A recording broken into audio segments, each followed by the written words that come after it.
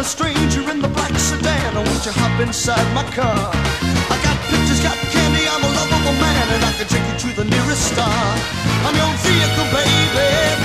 I'll take you anywhere you wanna go. I'm your vehicle, woman. By now I'm sure you know that I love you, I need you, I want you, got to have your child. Great God in heaven, you know I love you.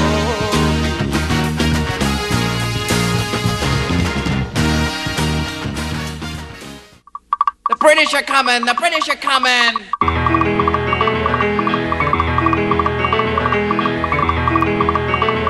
If I had to pick one situation from the 70s that I remember most, it'd be the pennant race, a real pennant race in 1978 between the Red Sox and the Yankees. It was a remarkable day because, you know, it was on 12 hours' notice. We're going to Fenway Park to play for the pennant.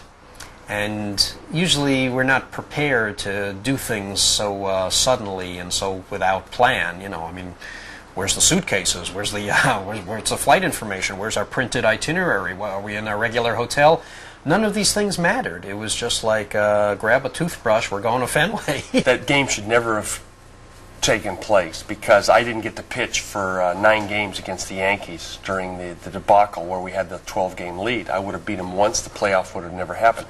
But that day, I came to the ballpark, and the wind was blowing in. We'd had a front move through, and we had kind of a high, we call it a clipper, comes through, and the wind was blowing out off the left field wall. And I go to Al Jackson. I said, Al, I'm ready to go. My arm is healthy. I said, if I take this ball and throw it over the center field, the new scoreboard we got out there, I'll prove to you my arm is sound, and I want to get in this ball game. And I take the ball and I throw it over the scoreboard from back of second base. He says, wow, that's pretty good, Bill, but you're not going to get in this ball game. Going into the 7th inning with a 2-0 lead, Mike Torres just rolling along, and he gave up 2 two-out singles and had Bucky Dent 0-2. Bucky broke his bat on the second pitch, went back, grabbed another bat. Mickey and I had only taken a couple bats, and I was using one of his models, and I'd cracked one during batting practice right under the tape. And fortunately for me, that when I went back to get some stuff sprayed on my ankle, that Mickey came up to me and said, hey, homie, you're using the wrong bat. Here, use this one. And it was the next pitch that I went up. It was on a 1-1 count. Mike Torres got back on the mound, and he didn't throw any pitches during the time that I was over there, so it was the first pitch that he threw, and he had been trying to get the ball in on me, and he got it down a little bit, and I hit it into the net. And we came back in the 8th and got 2 off of Gossage to make it 5-4, which takes us to the 9th inning. Bottom of the 9th, the biggest game I ever played in. Maybe comparable to the 75 World Series 7th game. But in the 75 World Series game, you were there. I mean, you'd already, there's going to be a winner and a loser. This one just meant a little bit more. And we set up a pinch hitter in the 9th, and Gossage struck him out, and I walked on 4 pitches. Jerry Remy's the next hitter, and if you remember, he hit the line drive to right field that October day. The sun is setting behind the roof, behind the third base dugout, and Piniella lost the ball in right field. The sun came down, he kind of went like this. It took one hop and stepped right in his glove. I go, you've got to be kidding. So I'm about 2/3 of the way to second, and I round second, and I said, wait a minute, I can't make it. And he makes a strong throw into third, and I would have been out. So now it's first and second. A lot of people claim I should have been on third, but if I had to do it again, I wouldn't have been, because you can't get doubled up in that situation. The game's over. We still had Rice and Yastrzemski coming to the plate. Rice hits a long fly, a 400-foot fly ball to center. I moved to third. Now it's first and third, 2 outs. And the guy that we wanted at the plate, that anyone would have ever wanted, was coming to the plate in Yastrzemski. And I know he wanted it that way, and I wanted it that way as a player. And when you think back of some of the great relievers, Goose Gossage was definitely one of them. A guy that could throw close to 100 miles an hour and didn't really care where it was going all the time either, which made it even scarier. And Yaz popped up. And I remember to this day, it's almost like yesterday, Nettles catching that pop-up.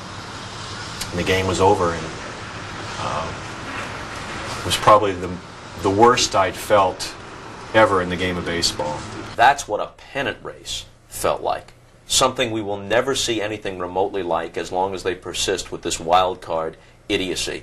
But that was a real pennant race that had an ebb and flow to it, that played itself out like a novel, like all great pennant races do, with all kinds of twists and turns to it, that played out over weeks and months and reached an incredible conclusion with the one-game playoff in a classic setting at Fenway Park, with, as so many great games in baseball have, not only heroics. Yastrzemski hit a homer. Yastrzemski was the last batter. Guidry, who had a great year, was the starter. Piniella made a big play in right field. Reggie hit a home run. But, like so many great stories do, the name that stands out is an unexpected name. It's Bucky Dent. And for that moment, Bucky Dent, as long as knowledgeable people talk about baseball, will always be part of the conversation. That's one of the great things about baseball, in the 70s or now. If you get down to the last seconds of a Super Bowl, Troy Aikman's going to look for Michael Irvin, or he's going to hand the ball to Emmitt Smith. The Bulls are going to give the ball to Michael Jordan, or the Jazz are going to give it to Karl Malone. But in baseball, John Cangelosi gets his turn at bat. Greg Zahn gets his turn at bat, just the same as David Justice or Gary Sheffield. And the game can turn on any pitch to any player. Bucky Dent will live in infamy in Boston and in glory in New York as long as knowledgeable people talk about baseball, because of that one game, that one swing. And here's another thing about baseball. That ball's not a home run in most other ballparks. But it is. It goes up into the screen at Fenway Park, which gives people, something to gnash their teeth about in Boston, for the rest of their lives. There are layers and layers to this thing that are different than what you get in other sports.